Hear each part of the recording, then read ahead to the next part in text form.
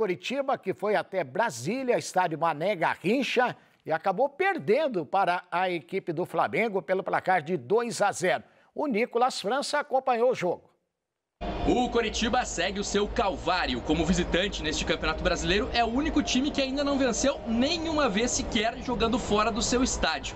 E a história se repetiu na noite deste sábado, no Mané Garrincha, em Brasília. O Flamengo, que poupou a maior parte dos seus titulares por causa do jogo muito desgastante durante a semana com o Atlético Mineiro pela Copa do Brasil, nem precisou fazer muito esforço para abrir 2-0 no primeiro tempo, depois administrar essa vantagem, vencer e subir na tabela, deixando o Coxa numa situação bem perigosa, ali pertinho da zona de rebaixamento da competição.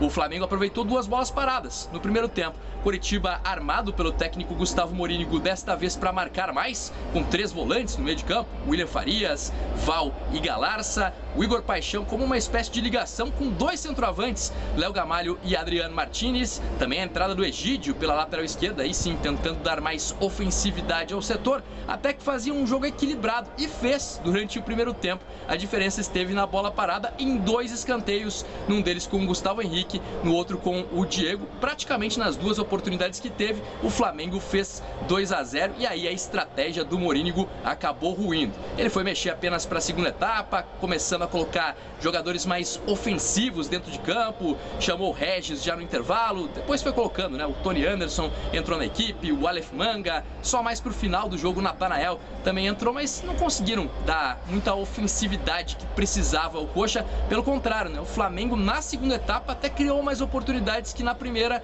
porém acabou errando o alvo. O placar de 2-0 foi se mantendo e o rubro-negro carioca administrou o resultado até o final. Coritiba já tem que pensar rapidamente em mais um jogo fora de casa e mais um jogo bem complicado. Na quarta-feira é contra o Corinthians, na Neoquímica Arena, e o Gustavo Morínigo, que não tem mais um time considerado titular, vai ter que buscar alternativas. De novo, alguma coisa que possa fazer o time responder, conquistar vitória para não terminar de forma tão complicada assim na tabela o primeiro turno do Brasileirão. Obrigado, Nicolas. Que tal trocar de carro, comprar um carro na Gongra Multimarcas, que é a melhor revenda de seminovos do estado do Paraná? Você entra aí no site agora e já dá uma pesquisada lá no carro que você quer comprar. gongra.com.br, gongra.com.br. Agora, amanhã, se você quiser mandar um WhatsApp para tirar qualquer dúvida, 3366-2000. E o Coritiba só não entrou na ZR hoje porque o Bragantino ganhou do América e o Fortaleza ganhou do Atlético Goianiense. O Coritiba hoje é o 16º, tem aí 19 pontos e joga a quarta-feira. A sequência ruim do Coritiba de jogos fora de casa, hein? Duríssima, né, Natan? Esse primeiro jogo já mostrou isso e o Flamengo nem estava com o time principal. E contra o Corinthians, dependendo do time que entrar do Corinthians, vai ser dureza, né? O Coritiba fecha, né, ou está fechando este primeiro turno, a primeira metade do campeonato, de uma forma bem preocupante porque ele parece que rema e não acontece absolutamente nada. O time até começou bem o Campeonato Brasileiro, né, com aquelas vitórias dentro do Couto Pereira, um empate contra o Atlético Mineiro em Minas, que dava a sensação de que o Coritiba teria uma temporada bem interessante. Mas aí engatou uma sequência de 6 jogos sem vitória, venceu o Fortaleza da forma como aconteceu, num jogo onde o Fortaleza foi superior ao Coritiba, empata com o Juventude dentro de casa e não mostra nada que pudesse falar, olha, o Coritiba quase venceu o reserva do Flamengo. Nada. O Flamengo, com o time reserva, só não fez mais porque o Vitinho perdeu uma chance clara, porque no primeiro tempo o Marinho e o Lázaro tiveram participações bem discretas, né? O Pedro se movimentou, mas não foi o mesmo Pedro que a gente viu em jogos decisivos. Então, o time do Coritiba hoje, apesar, né, do Morínigo estar tentando algo a mais, tentando criar um novo fato, com essa escalação, por exemplo, de 3 volantes, que eu acho que era uma saída interessante, mas o Coritiba passa a rodada, entra a rodada, e o que eu vejo é o Coritiba refém de uma jogada individual do Igor Paixão, de um cruzamento para o Léo Gamalho, e para por aí. né? É muito pouco para você encarar uma Série A. E eu não vejo, assim, pelo que o Curitiba tem produzido, a possibilidade de mudanças nesse momento com um elenco que aí está. A não ser que durante essa semana a gente tenha alguma novidade aí em termos de contratações. Agora, falar uma coisa, Marcelo. O Flamengo se deu ao luxo de jogar com Diego Ribas de volante, porque dava a impressão... Mas foi uma estratégia bem interessante do Dorival Júnior. Sim, mas eu acredito que o Dorival viu a escalação do Curitiba ou o trabalho sabe do Curitiba. Como o Curitiba joga. E sabe que o Diego ia ter toda a liberdade do mundo. E claro que ninguém imaginava que o Curitiba pudesse jogar aberto contra o Flamengo. Mas ele coloca 3 volantes e de volta o Curitiba não está encontrando esse armador. E volto a lembrar que o Tony Anderson era um jogador que estava dando retorno até se machucar. Daí, de repente, na volta dele, o Tony Anderson perdeu totalmente espaço. Não estou dizendo que o Tony Anderson seja essa maravilha, até porque não conseguiu provar tudo isso. Agora, para mim, o Tony Anderson era um jogador que, para a posição e diante da sequência física, especialmente do Robinho, e da sequência até técnica do Regis, que não tem respondido, para mim era o Tony Anderson. Então, às vezes, isso também ajuda. O time começa a se perder. Aquele time coxa branca que a gente sabia que de meio de core salteado, de repente, hoje o Aleph Manga já num jogo já não está.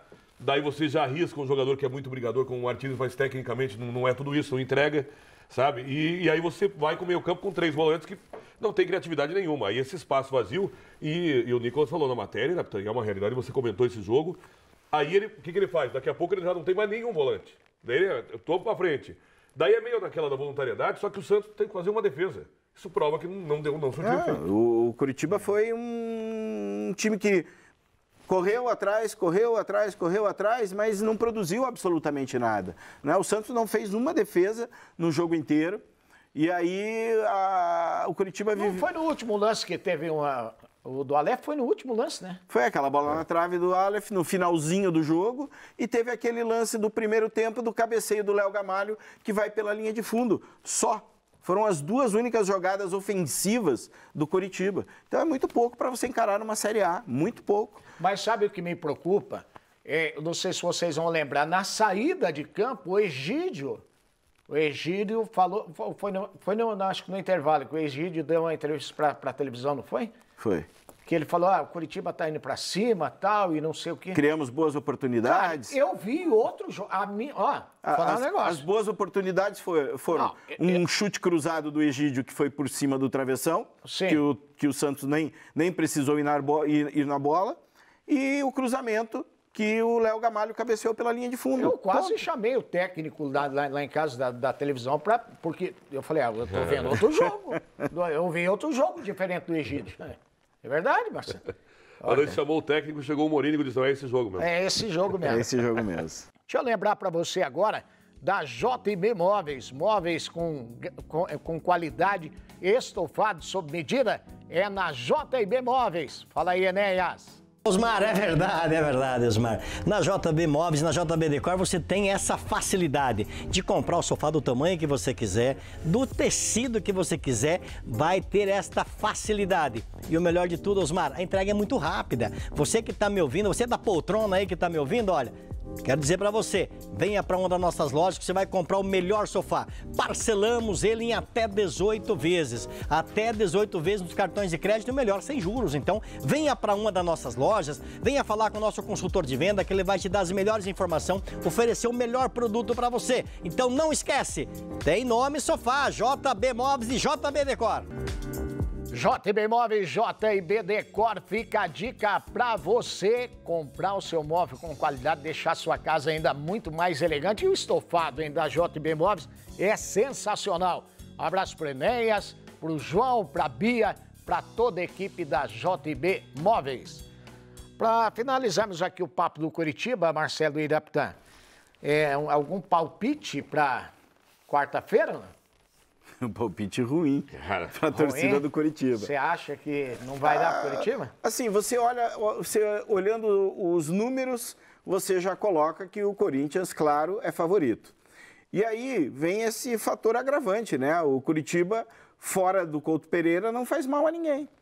E aí é um cenário realmente ruim para um time que está na parte de baixo, que não encontra soluções para melhorar o seu desempenho e vai jogar num terreno bem complicado. É ruim jogar na arena do Corinthians. Eu vejo o Corinthians como, assim, disparado, favorito para faturar os 3 pontos. E principalmente, Marcelo, porque o Corinthians vem de uma derrota, né? Então já vem meio pressionado também. Então, o Corinthians toma essa pressão, vai colocar sempre Taquera lotada, né?